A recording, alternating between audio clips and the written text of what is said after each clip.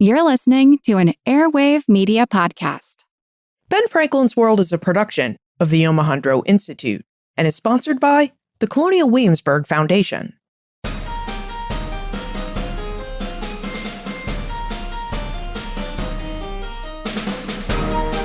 Hello, and welcome to a special bonus episode of Ben Franklin's World, the podcast dedicated to helping you learn more about how the people and events of our early American past have shaped the present-day world we live in. And I'm your host, Liz Covart. When I put out the call to see if you had any questions for Colin Calloway about Native American experiences in early American cities, it turns out you had a lot of questions. You heard several of the questions that you had posed in our full-length conversation in episode 314. This bonus episode includes the other questions that you asked and Colin's answers to them. These are questions like how Native Americans interacted in early American cities in what is now the Midwest and Pacific Northwest, and what Colin means by the term and idea of urban frontier, plus questions about the artwork on the cover of his book, The Chiefs Now in This City. But before we go rejoin Colin, this bonus episode that you're about to hear is the kind of bonus episode that you can expect each month as a subscriber to the Ben Franklin's World subscription program. The Ben Franklin's World subscription program helps support the time and labor that the Omohundro Institute's digital audio team and I put into this podcast. We also hope that we can grow this program large enough so that it can support regular additions to each episode. Additions that you've been asking for, like episode transcripts. But to make extras like transcripts possible, we need your help. Please become a subscriber. Join the Ben Franklin's World subscription program. You can do so by visiting benfranklinsworld.com/subscribe. At benfranklinsworld.com/subscribe, you'll find more information about the subscription program and a link to gift subscriptions. This way, you can give the gift of Ben Franklin's World to all of the history lovers in your life. Again, to become a subscriber or to give a gift subscription to Ben Franklin's World, visit benfranklinsworld.com/subscribe. Okay, are you ready to dive in and pose your questions? Let's go rejoin Colin Calloway, who is a professor of history and of Native American Studies at Dartmouth College.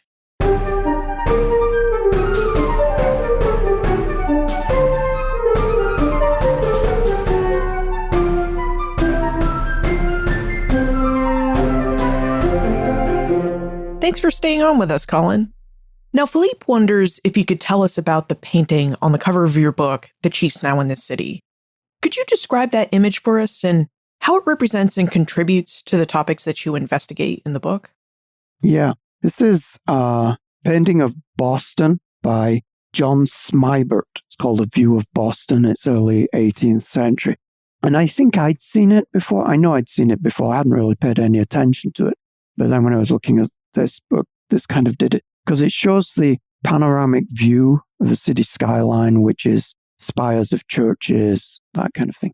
But across the water of Boston Harbor, there's a group of people in the front, and it's a colonial figure, colonial guy, and a knot of 3 Indian people and a dog. And he's pointing arms stretched out to the city. And this is actually kind of I'm not sure if this is what you call a trope, but you see this a lot, where you get views of early American cities, and there are Indian people in the picture, but they're not in the city. They're outside the city, or they're off to one side. They are kind of part of the scenery, part of the context, but they are always apart from the city. And this is something I talk about in the introduction, that it reinforces our notion of what place do Indian people have in cities? And the answer is, well, they don't. That cities expel Indian people. Carl Thrush makes this point in his book very clearly, that Indians and cities don't coexist. Well, Indians and cities, we know today, do coexist. And apparently, they always have to some degree. So I suggested that as the cover for the book, and my editor said, yeah, that's the only candidate. I thought there were other good candidates too. But I think that with the title of the book splashed across it in quotation marks, The Chiefs Now in That City, to indicate that this title that I used it because it occurs repeatedly in newspaper reports trying to do a search of early American newspaper. If you do Indians, you get the usual stuff, reports of violence, killings, etc. But then I started to realize I keep seeing this phrase, the chief's now in the city, and it was almost the go-to phrase for saying, there's a delegation in town. So we used that, and I hope that what that does, use of that title against that picture, is suggest that this is a book actually that's a lot about representation. There is, in fact, at the same time, very often misrepresentation of Native people. But good question. Thank you for asking that. As we discussed in our full-length conversation in episode 314, a lot of your book, The Chiefs Now in This City, really focuses on cities along the North American Atlantic seaboard. And Kristen would like to know more about how Native peoples west of the eastern seaboard interacted with early American cities and urban spaces. So, Colin, could you talk to us about, say, the experiences of the Métis people in early American French, British, and American cities like Detroit and Chicago? So I think if you're interested to start in the South, in New Orleans, I'd read Dan Eisner's work because Dan has looked at New Orleans in particular. In terms of cities like Detroit, where, of course, in the period that I'm looking at, these are still relatively tiny. And in terms of, if we're thinking about cities just in terms of population, then these, shall we call them embryonic cities, are dwarfed by places like the Mandan Hidatsa villages. But one of the things that I think is important about when we look at the cities of early America, whether we're looking at the East Coast, say in the 17th century, or further west beyond the Mississippi in the early 19th centuries, how many of these places actually come into existence because of Indian people, and in this case, Métis people who are there. They start life as trading posts. And that's true, listeners, that's true of Albany, Charleston, Montreal, Detroit, St. Louis. These places, it's not just the case that they are cities that attract Indian people. It's rather that they are places that become cities because of Indian people. Right? So St. Louis comes into existence because of the important trade with the Osage, other people of the Missouri River. And I think in somewhere like Detroit, very much so. Tyre Miles has written a nice, interesting book about Detroit, but other people too.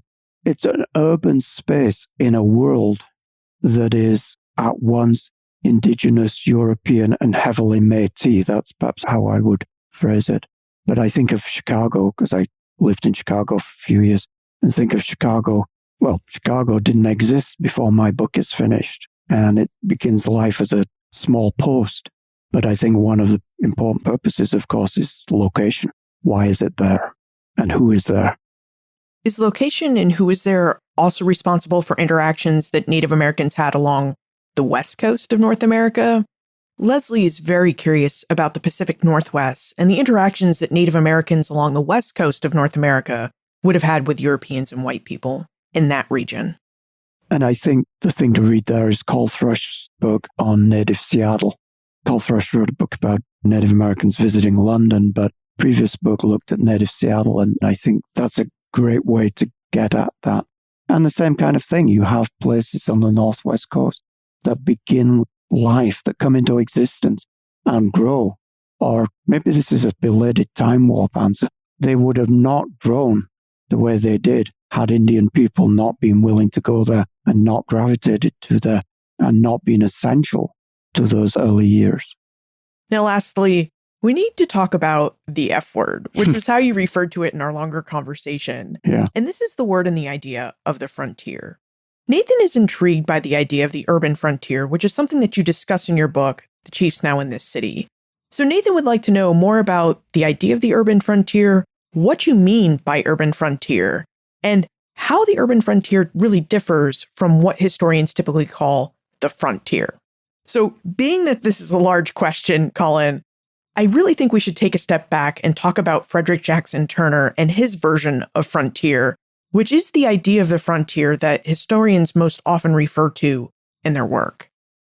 So Frederick Jackson Turner wrote a very influential essay around 1890, which of course was not only the date of the massacre at Wounded Knee, ending the so-called Indian Wars, but also the time when the United States Census Bureau declared an end to the frontier because population density was such all across the country that the frontier could no longer be said to exist. Frederick Jackson Turner at that moment said, okay, let's think about that. What does that mean? That the frontier has been fundamental in the history of this country, not only in providing opportunities and land, etc., but in shaping democracy, in distinguishing America from Europe. That America is not just European traits transplanted, it's something different.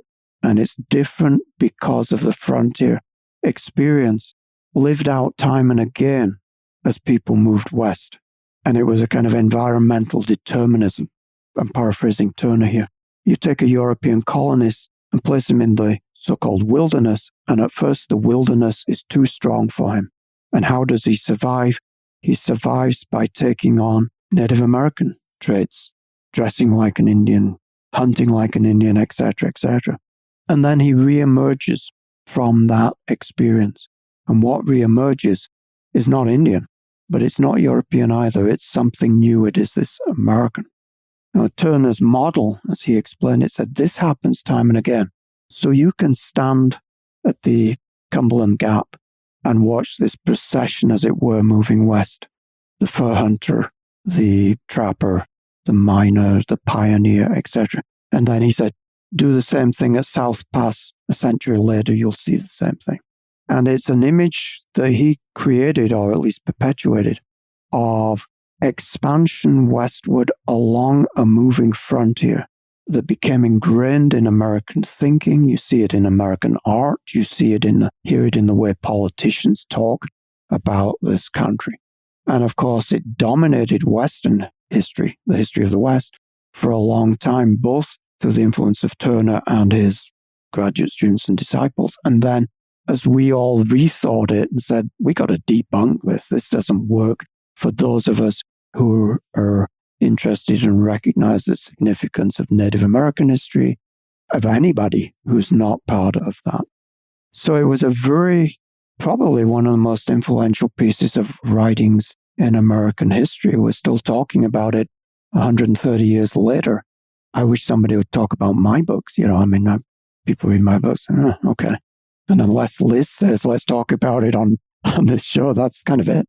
But that, I think, is recognizing how that thinking has shaped our thinking. And I don't mean Liz and myself. I mean, as a society, it's still with us. And it's proven very resilient. And it actually has, at a time when we are thinking seriously about who we are as a nation and how we came to be that nation, and looking at a past that involves expansion, settler colonialism, and expulsion of peoples. That thesis, even though we might not call it the Frederick Jackson Turner thesis, but the influence of that picture of American expansion and nation building continues to have important repercussions.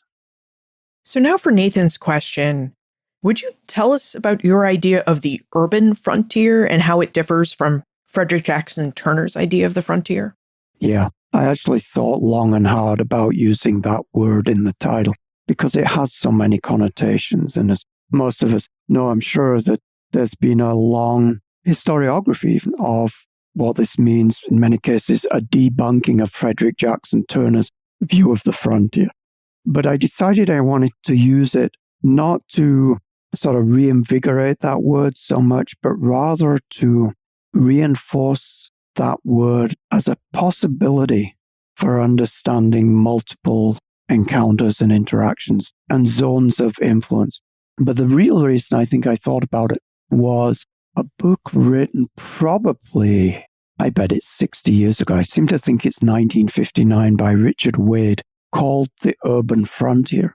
And his is a book, and this is a dim memory of having read it decades ago, but his is a book basically talking about how cities, I would say, fit in that Turner model of the frontier, because cities brought institutions, churches and schools and all of the things if we like, that we can attribute or identify or associate with civilization as represented by cities.